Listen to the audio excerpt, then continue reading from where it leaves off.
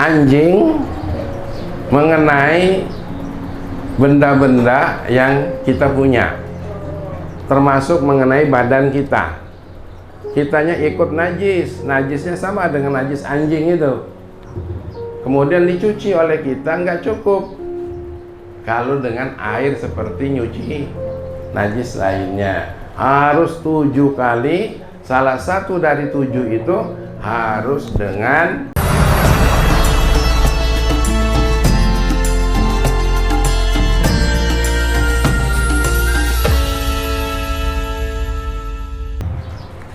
kemarin kita sudah ngaji soal wudhu, soal mandi. Sekarang Abaji mau sampaikan soal najis. Ini penting supaya kita hidupnya pakai ilmu. Mau pakai ilmu nggak hidupnya ini? Baik, sambil makan sambil minum ini nggak masalah, karena kita ngejar waktu. Bahwa najis itu adalah kullu muskirin ma'i'in, segala yang memabukkan, ma'i'in yang cair, yang hancur, yang berdebu, yang hancur.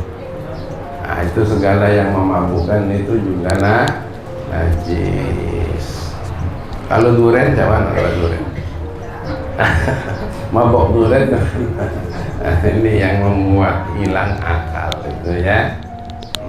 Sekarang tidak lagi yang cair, tapi sudah ada yang dihancurkan lalu kemudian dicetak-cetak gitu, katanya.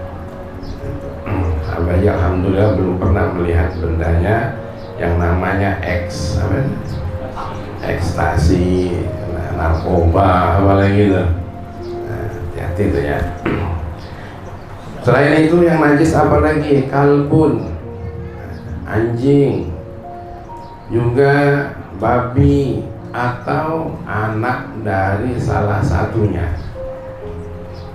Anjing berhubungan dengan kambing lalu beranak, tetap najis. Itu anaknya si anjing atau anaknya si babi tadi itu. Begitu juga mayyitu ghairil adami, bangkai selain manusia. Kalau dia tidak disembelih mati najis, kecuali ikan, kemudian belalang. Ada yang hobi belalang? Ada yang hobi belalang? Makanan lain masih ada, masih makan belalang. Ada lagi yang makan kodok. Kayak nggak ada makanan lain aja. Boleh ya, boleh belalang. Apalagi yang gede-gede itu dipeyek gitu ya. Tapi kalau corok nggak usah. Tahu corok nih? Kecoa. Masih dimakan juga. Nah, itu rakus namanya. Darah yang disengaja dikorek. Kemudian nanah ya, yang dari bisul-bisul. Lalu kemudian muntahan yang keluar. Kemudian lagi kotoran yang besar. Kencing itu juga katanya najis. Nah, kencing bukan katanya najis, memang najis. Lalu kemudian ada lagi yang disebut mazi. Mazi itu keluar dari kemaluan karena terangsang, tapi tidak keluar mani, cuma ada rangsangan lalu kemudian basah. Wadi, ada lagi wadi, sisa-sisa kencing. Makanya kencing ini mesti dituntaskan, kencing itu ya, sampai harus dituntaskan lah. Basah, dehem-dehem, batuk-batuk. Jangan kaget kencing belum selesai langsung disimpan baik. Cur, langsung simpan. Wah, ini bahaya, sholatnya tidak sah. Begitu juga maniyu ghairil adam fil asah. Mani selain manusia. Nah, itu najis. Ya, kalau manusia maninya tidak najis. Ya. Masya Allah. Qultu, saya punya pendapat katanya, al-aswahu taharatu mani ghairil kalbi wal khizri wa far'i ahadihima. Tapi bagi saya semua tadi itu adalah suci, ya, selain maninya binatang anjing dan babi. Jadi mani-mani yang lain katanya suci begitu. Maninya kambing, maninya kerbau, tapi beliau menutup wallahu a'lam. Nah, itu begitulah pendapatnya. Walabanu ma la yu'kalu ghairul adami, dan susu yang tidak dimakan selain manusia. Apa tuh susu binatang yang tidak dimakan itu? Kucing, apalagi gajah. Ya, tapi kalau yang dimakan boleh diminum susunya, susu kambing, susu anjing, susu kambing, susu sapi, susu kuda. Kuda tuh halal apa tidak? Halal. Silakan diminum susunya. Kemudian berikutnya, apa yang najis nih? Wal juz'u al munfasilu minal hayyi kamaitatihi. Bagian anggota tubuh binatang yang terlepas dari badannya, tidak disembelih terlepas, itu juga najis. Nah, misalnya Pak Ketua pengajian kita ini, dia ini kan ngingon sapi nih. Sapinya gemuk nih, pahanya besar. Dia nak nyate, sompel dulu, set misalnya. Najis, nggak boleh, ya, nggak boleh. Atau ada yang terbacok, cak, lepas sayap apa tuh ayam, najis. Ayamnya masih hidup. Supaya kita tahu, supaya jangan sembarangan. Illa sya'ral ma'kuli fatahirun, kecuali rambut yang dimakan. Bulu kambing itu suci tuh. Bulu kambing, bulu apa lagi? Bulu ayam, bulu apa lagi? Bulu musang. Musang itu zaman. Bajing itu halal apa tidak? Bajing yang suka makan di buah itu halal apa tidak? Apa namanya itu? Tupai. Ya. Sebagian mengatakannya halal karena makannya buah-buahan. Gitu. Wala yatuhuru najisul aini illa khamrun takhallalat. Nah, ya. Tidak menjadi suci najis, jenisnya itu tidak akan suci. Kalau ada tai, ada apa, tidak jadi suci lagi. Ya ini udah tai, ya tai itulah najis. Kecuali yang najis ini khamr, minuman kemudian menjadi cuka dengan sendirinya. Minuman menjadi cuka dengan sendirinya, khamr tadi halal. Nah, karena minuman memabukkan itu biasanya dibuat dari fermentasi, dari ketan, dari tape, ubi, kemudian diperes, lalu airnya dibiarkan, jadilah minum, dan setelah diminum memabukkan. Tapi dengan dibiarkan saja lalu kembali menjadi cuka, halal, asal tidak ditambah-tambah benda lain. Cepet aja ya, supaya ngajinya dapat banyak ilmu. Fa'in khulilat bitarhi syai'in fala. Tapi kalau saja khamrnya tadi dijatuhi oleh benda lain, tambah bumbu ini, tambah bumbu itu, lalu kemudian jadi cuka, tetap saja haram. Mudah-mudahan kita tidak pernah tersentuh dengan benda itu. Amin. Amin ya rabbal. Wajildun najusa bil mauti, ya, fayat huru bidabghihi tahiru. Kulit najis itu karena matinya bukan karena disembelih. Sapi, kerbau mati, kulitnya jadi najis. Nah, nanti bisa menjadi suci manakala disamak.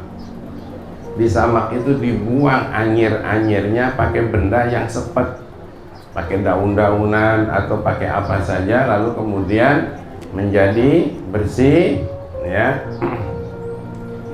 Wa kadza batinuhu 'alal masyhuri, termasuk batinnya. Jadi apa itu namanya? Najis.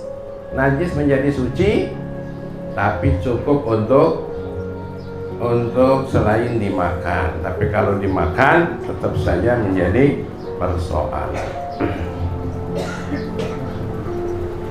Jadi bapak-bapak dan saudara-saudara, ibu-ibu, perlu kita ketahui benda-benda yang najis seperti itu.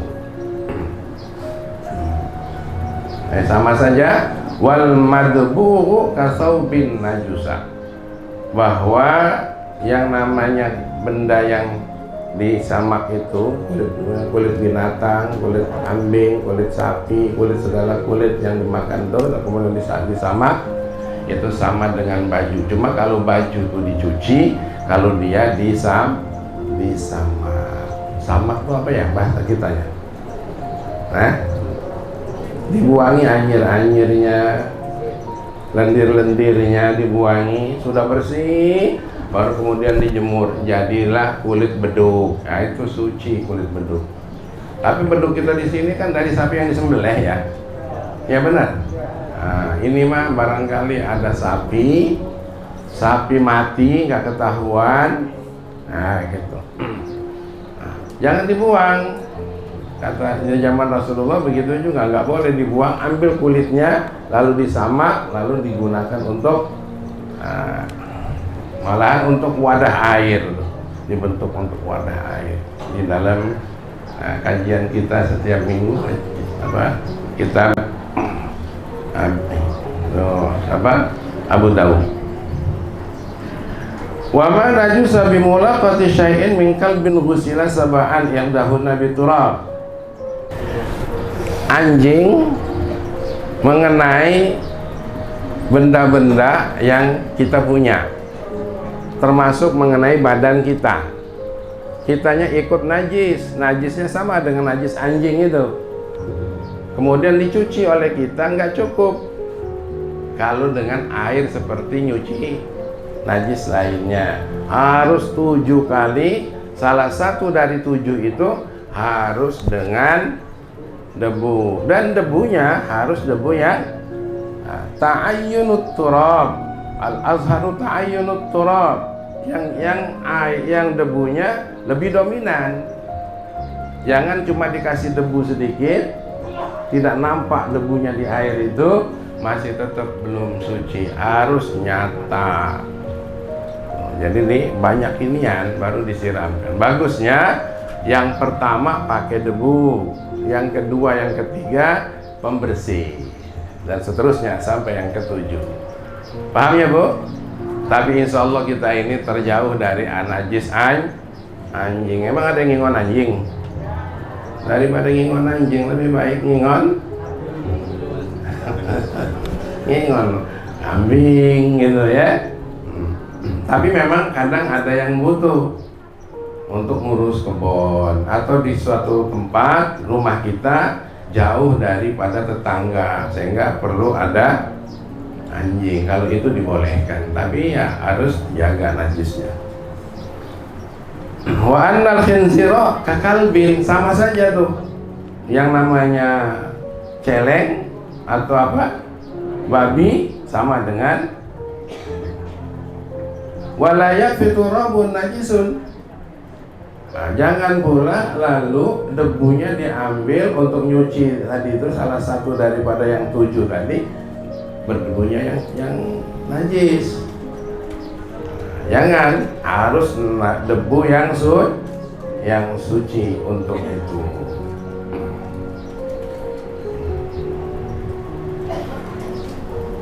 Bagaimana kalau yang debunya tadi itu terkena kencing anak yang laki-laki dan belum makan yang lain kecuali susu, sama saja tak boleh juga untuk menjadi campuran. Ini ada debunya kena kencing anak kecil. Kalau laki-laki itu dulu belum makan apa-apa selain ibunya, susu ibunya. Tapi kalau anak sekarang baru lahir sudah makan apa katanya? Empe-empe. Itu ya, sudah makan macam-macam sekarang itu ya. Belum sampai 2 tahun. 2 tahun itu sudah makan apa kira-kira tuh? Ya. Tetap itu najisnya nggak cukup disiram. Kalau anak-anak yang umur 2 tahun kencing, nggak perlu dibuang itu kencingnya tuh, siram pakai air sudah suci. Tapi kalau sudah makan buburnya 1 piring bersama emaknya, emaknya yang paling banyak, makanya itu terpaksa kencing itu harus dibuang dulu, baru kemudian disiram. Nah, ya Bu ya. Masya Allah.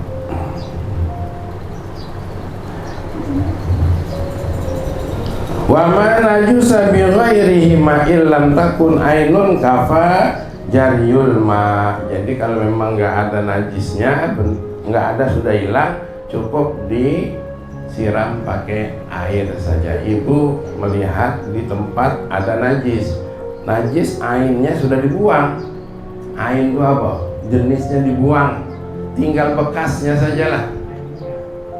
Ya, tainya sudah dibuang, tinggal ada bekasnya di ubin tuh, di keramik tuh ada kan bekasnya tuh.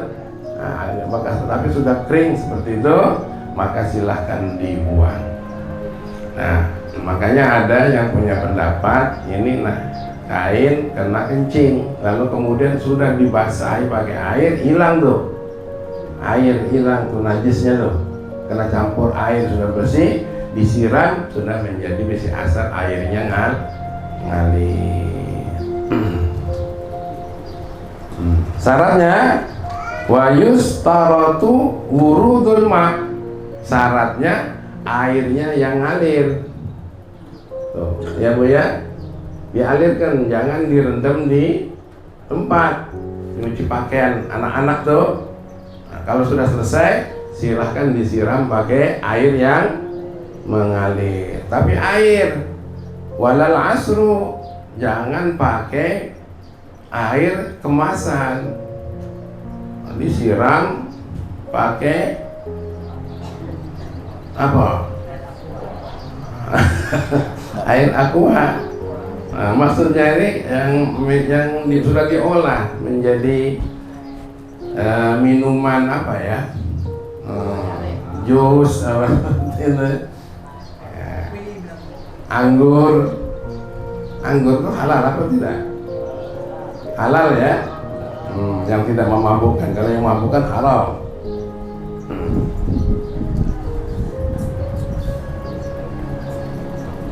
Jadi ibu-ibu, itulah yang terakhir.